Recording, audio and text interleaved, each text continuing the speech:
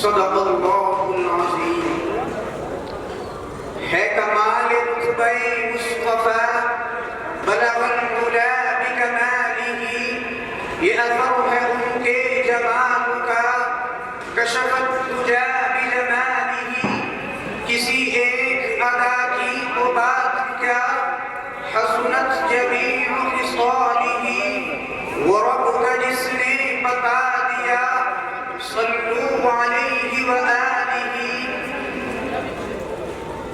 حضرات، اساتذہ اکرام اور جامعہ ہادہ کے طالبوں، جو ہستی آج میرا موضوع سخن ہے، شمستان کائنات کا کوئی پھول نہیں بلکہ گلدستہ کائنات ہے، جس میں گون اخلاق کریمہ کے پھول ڈھونڈے گئے ہیں، اور ہر پھول اپنی رعنائی و زیبائی میں گل سرسبز ہیں۔ الغرض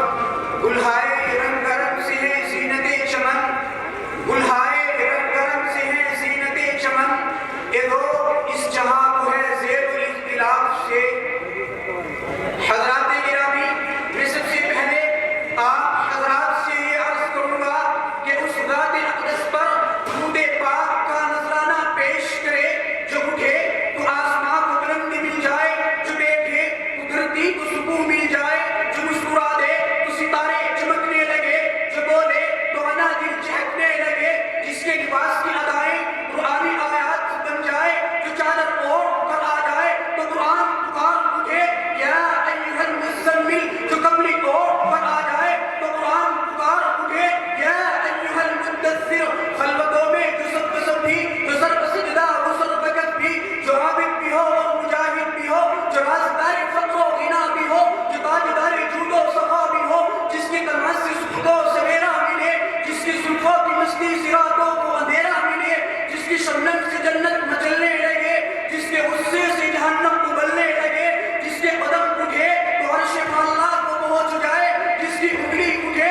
تو آفتاب و قمر شب ہو جائے، جس کی نگاہ اٹھے تو دشمن دوست ہو جائے، اور جس کے ہونٹ ہلے تو وحی کے پھول چڑھنے لگے۔ حضرات گرامی، تاریخ کے پڑھنے والوں نے پڑھا ہوگا، نئی اور پرانی داستانوں کے سننے والوں نے سنا ہوگا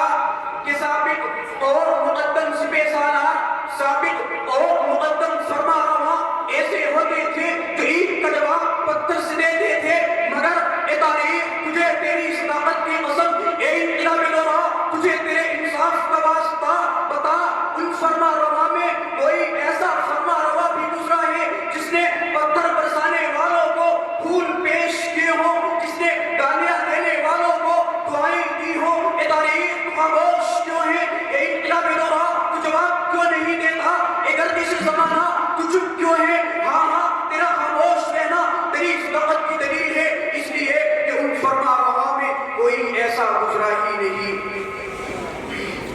نئی بجلی کہاں ان بادلوں کی جیب و دامہ میں، نئی بجلی کہاں ان بادلوں کی جیب و دامہ میں، پرانی بجلیوں سے بھی ہے جن کی آستین خالی۔ اگر ایسے رحیم و کریم کی تلاش ہے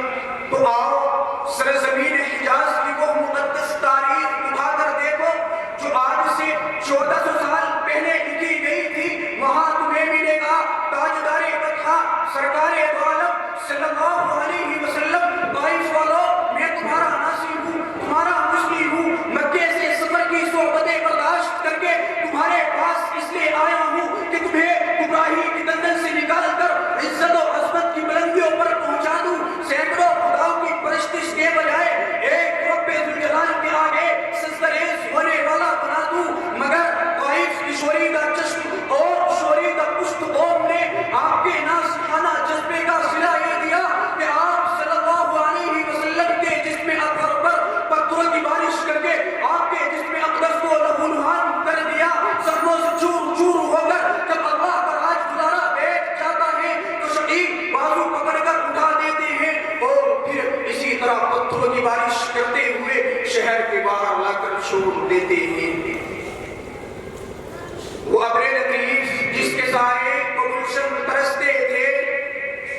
وہ ابر لطیف جس کے سائے کو گلشن ترستے یہاں طائف میں اس کے جسم پر پتھر برستے تھے، مگر اے تاریخ سن، اے ظلم و ستم کی داستانوں سے ابھرنے والوں، متوجہ ہو جاؤ کہ فرشتوں کی بات سن کر رحمت للعالمین کیا فرماتی ہیں۔ اور آقائے نامدار جس کو بدلہ لینے کی تمام قوتیں حاصل تھی، جو عید کا جواب پتھر سے دے سکتا تھا، وہ فرشتوں کی بات سن کر ارشاد فرماتا ہے کہ میں اس عالم میں رحمت للعالمین بن کر آیا ہوں، زحمت للعالمین بن کر نہیں آیا۔